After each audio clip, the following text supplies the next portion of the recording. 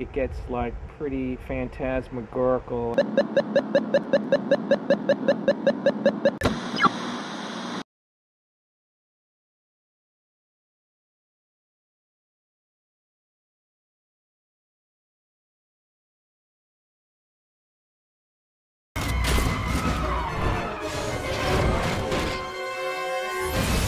Cars are awesome. I told you. They help families bond. They do help, yes. That's my boy. Speed Racer is back. Hubba hubba. Whenever I hear somebody talking about the look and feel of this movie, I hear the word poptimistic. What is poptimistic? People who were previously associated with the Matrix trilogy, were in a slightly different frame of mind when we wanted to endeavor on a new universe, Speed Racer, chosen by the Wachowski brothers.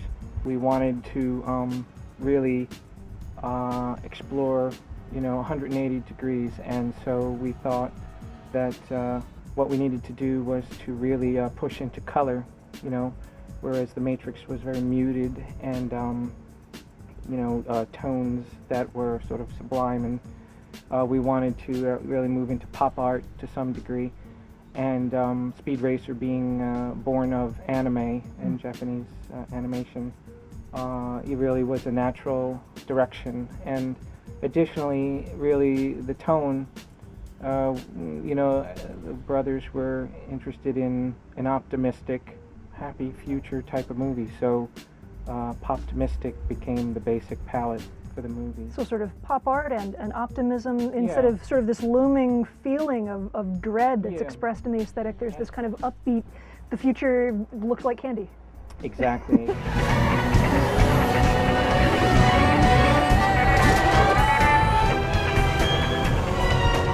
I got Racer. Born from an earlier time, like the mid-60s, when Speed Racer cartoon first hit America, and even that itself was influenced by, like American pop culture, like Elvis Presley and things like that. What does Elvis have to do with the aesthetic of Speed Racer? Elvis was an influence for the original cartoon series. Oddly enough, there were a few Elvis movies that, like Speedway or Viva Las Vegas. There was a couple of movies kicking around that, seemed like, they had the sort of suave campiness and sort of that sort of color palette that might be of interest, So just as you did with the Matrix series, with Bullet Time, with all of these things that you developed that were so of that moment and kind of pushing what was available then to the max, you've kind of done that here, but in a totally different way to sort of make sure that this candy-colored world is a place that you want to stay for a while. Well, we wanted, we would think, we were making a movie that we thought was, again, was going to be happy. We wanted, like, people of all ages and kids, to see this, and so we wanted a movie that looked, so good you wanted to lick it. The movie has more glitter than you can ever possibly imagine. It is just insanely glitterized.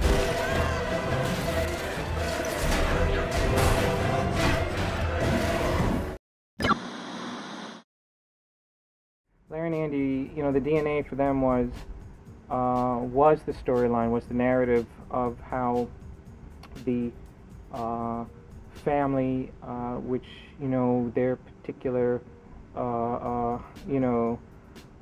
what drives them in their free time is this pursuit of thrill and motorsport. And they enjoy it just purely for innocent reasons. They're not in it for winning big prizes. They're not in it for becoming famous. They're in it because they love it. So, in Speed Racer's world, as he and his brother Perform Rex were, essentially very gifted drivers, they are sort of a threat to what you realize is a somewhat corrupt system in the sport. And they threaten, the sort of balance of choosing who's going to win and all of that. And their sort of purity That's doesn't right. fit in with the system. Yeah, they're independence and therefore they're a threat. And it's a theme that Larry and Andy really love. They, you know, they do work at that theme. Speed racer, what are you thinking? That race was fixed. Someone's trying to crush everything in my life that matters to me. How can we fight this? The only way you'll ever stop these people is to bring them to justice.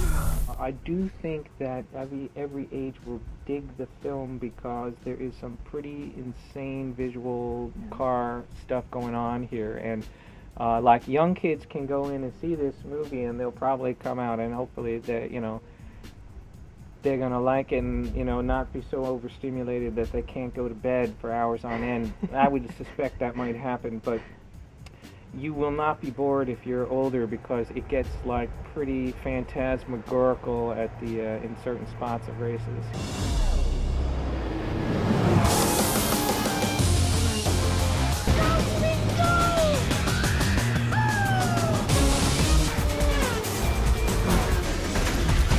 Speed Racer is back.